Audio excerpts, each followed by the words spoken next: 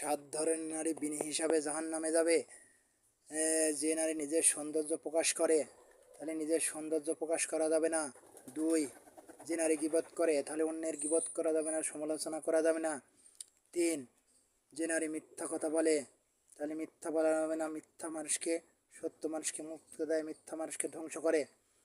4, জাদুর শরণাপন্ন হওয়া যাবে না, মানে কোনো কবিরাজের কাছে জাদুর উদ্দেশ্যে অন্যকে বশ করার উদ্দেশ্যে যাওয়া যাবে না, অন্যের ক্ষতি করার উদ্দেশ্যে যাওয়া যাবে না। গেলে পরে 40 দিনে তার ইবাদত কেটে যাবে, 40 দিনের আমল নষ্ট হবে।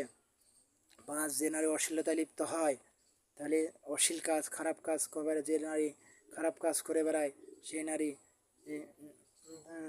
জান্নাতে যাবে না। 6, যে নারী নামাজ ত্যাগ করে, তাহলে যে নামাজ ত্যাগ করে তাহলে তার সে বিনি হিসাবে জাহান্নামে যাবে।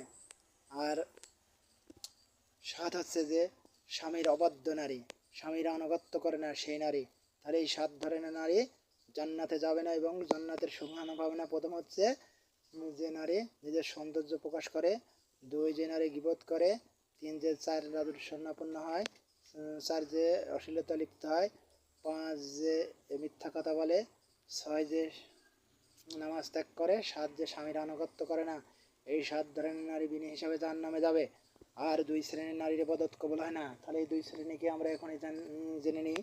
এই 2 শ্রেণীর নারীকে, যে নারী বেপর্দায় চলাফেরা করে তার ইবাদত কবুল হয় না, আর যে নারী স্বামীর আনুগত্য করে না, এই 2 শ্রেণীর নারীর ইবাদত কবুল হয় না।